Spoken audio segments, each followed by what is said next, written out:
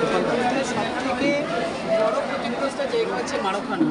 তো সেখানকার মানুষের শুকনো খাবার থেকে বা যেটা সব থেকে আরও বেশি জরুরি হয়ে পড়েছে যে চিকিৎসার পরিষেবাটা।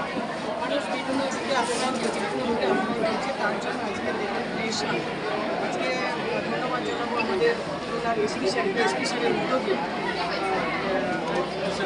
কিষাণ হসপিটালের সাথে যোগাযোগ করে ওনারা একদিকে যেভাবে সারা দিয়েছে, স্কুলের ছাত্রছাত্রীরা তো আছে, তার সাথে তাদের অভিভাবক অভিভাবিকা এবং সাধারণ মানুষও এখানে পরিষেবা নেওয়ার জন্য আসছে, চিকিৎসার জন্য এনারা এসেছেন। প্রত্যেকে আছেন এক একজন ধন্যবাদ ধন্যবাদ জানাবার মানুষের জন্য এভাবে পাশে এসে দাঁড়িয়েছেন।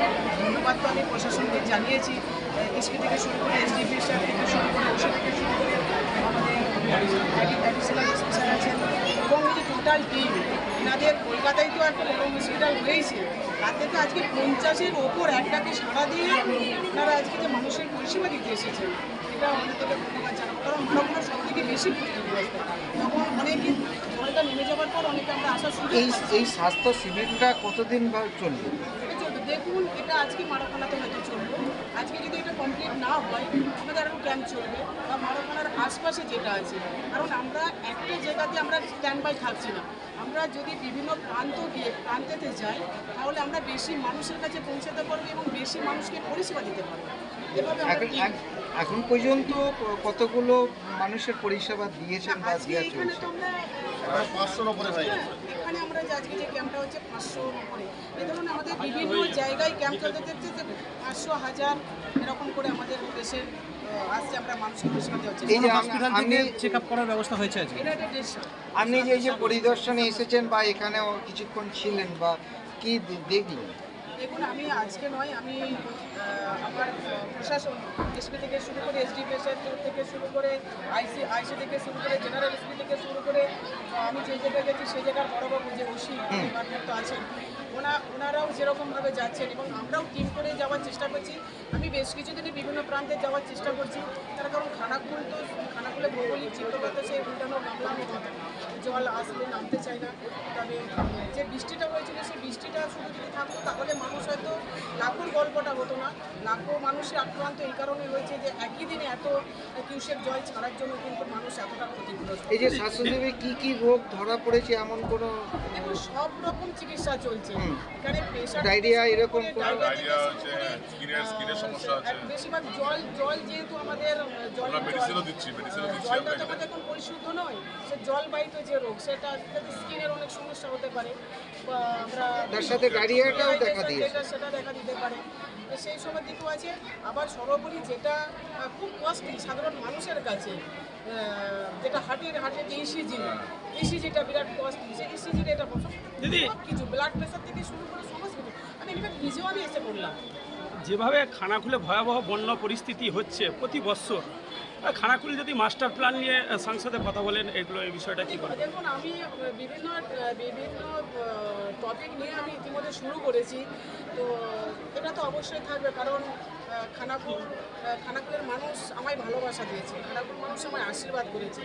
আমি তাদের মতো সাধারণ পরিবারের একজন, তারা যেভাবে আমার আশীর্বাদ দিয়ে সংসদ ভবনে পাঠিয়েছে সেদিক থেকে তো আমার খানাকুলের মানুষের জন্য স্পেশাল নজর রয়েছে এবং আরামবাগ লোকসভাবাসীর জন্যই রয়েছে।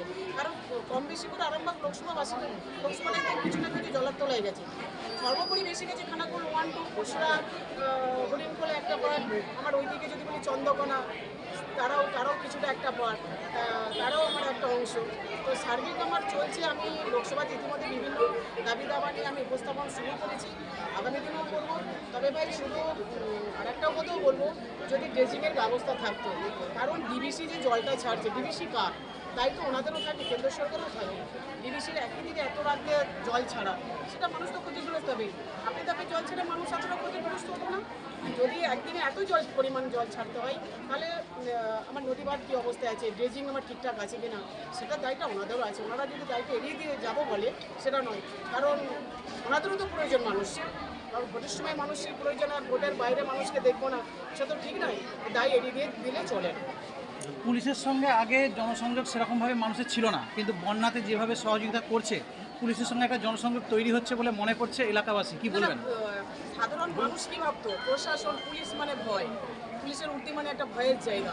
কিন্তু আজকে প্রশাসন প্রমাণ করেছে জায়গাটা শুধু ভয়ের জায়গা নয়, ওইখান থেকে অনেক কাজের জায়গাও আছে।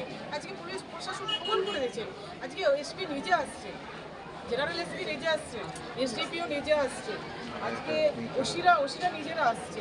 মানুষকে বোঝাতে চেয়েছেন কি এই বন্যার ত্রাণ পৌঁছতে বুঝেছে ওনারাও মানুষ, এটা তো বোঝাতে চেয়েছে যে আমরা যতই চেয়ারে বসি না, প্রশাসনের চেয়ারে বসি না, আমরা চেয়ারের জন্য যেমন মানুষের জন্য চেয়ারে বসেছি, আর ত্রাণটাও কিন্তু আমরা মানুষের জন্যই পৌঁছাই। পুলিশের সঙ্গে কি জনসংযোগ কি আরো বাড়ছে সাধারণ মানুষের? 100 বার মানুষ দেখুন আজকে কত পুলিশ মানে ভয় ভীতিতে মানুষ যেত না, আজকে তারা কতটা সহজ করে নিয়েছে, আপন করে নিয়েছে।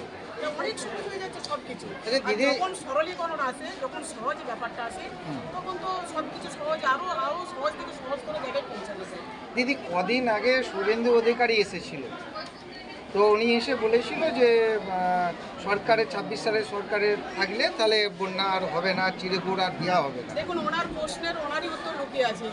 তাহলে ওনারা এটা কি সম্ভব? রাজ্য সরকারে কেন দায়ী করছেন? তাহলে ওনাদের ছাড়া জলে বন্যা হয়েছে, আবার ওনারাই বন্যাটা শুকাবেন কবে বলেছে? 26-এ বলেছে। তাহলে 26 পর্যন্ত মানুষ জলে ভাসবে, তাহলে বলেই তো দিচ্ছে ওনার উত্তরে। উনি বলেছেন এখন 26 আমরা জলকে শুকনো করে দেবো। তার মানে ওনাদের ছাড়া জলে বন্যা, আবার 26 পর্যন্ত ভাসতে থাকবে। মানে 26 পর্যন্ত মানুষ যদি অস্তিত্ব থাকে তাহলে জলটা শুকাবে। তাহলে মানুষরা রাজনীতি করছেন। আর এলেনি যখন দেরি করলেন কেন? এলেনি যখন এত দেরি করলেন কেন? আর আমি জানি না ভাই, এটা আমি জানি না, আমি বলতে পারবো না যে বন্যার ত্রাণ কোনো মঞ্চ তৈরি করে দেওয়া যায় কিনা। বন্যার ত্রাণ তো বাড়িতে গিয়ে পৌঁছাতে হয়, বন্যা মঞ্চ থেকে দেওয়া হয় আমি জানতাম না। এটা আবার ওনাদিকে দেখে দেখলাম। ঠিক আছে, ওনাদিকে দেখলাম মঞ্চ তৈরি করে বন্যার ত্রাণ দেওয়া হয়। এই ক্ষেত্রে এই খানাকুলের ক্ষেত্রে আমাদের এসপি সাহেব উনি কথা যোগাযোগ করেন, তাতে আমরা ইনস্ট্যান্টলি আমরা সবাই মিলে ডিসিশন নিই যে না, আমরা অবশ্যই যাব। এত দুর্গত যে পরিস্থিতিতে মানুষ রয়েছেন, এটা আমাদের কর্তব্যের মধ্যে পড়ে। Business as just to aspect, social and individual. আমরা যখন ব্যবসা করি কিন্তু যখন মানুষ বিপদে পড়ে, তখন আমাদের সামাজিক দায়িত্ববোধটাকে আমাদের পালন করতে হবে। সেইটা মাথায় রেখেই আমাদের চেয়ারম্যান বলছেন গোয়ায় তোমরা এগিয়ে যাও, বেস্ট পসিবল হইতে করো। নর্মালি আমরা হেলথ চেক আপ যেটা করি, বেসিক চেক আপগুলো করি। এক্ষেত্রে কিন্তু আমরা হিউজ কোয়ান্টিটি অফ মেডিসিন সঙ্গে এনেছি, যাতে আমরা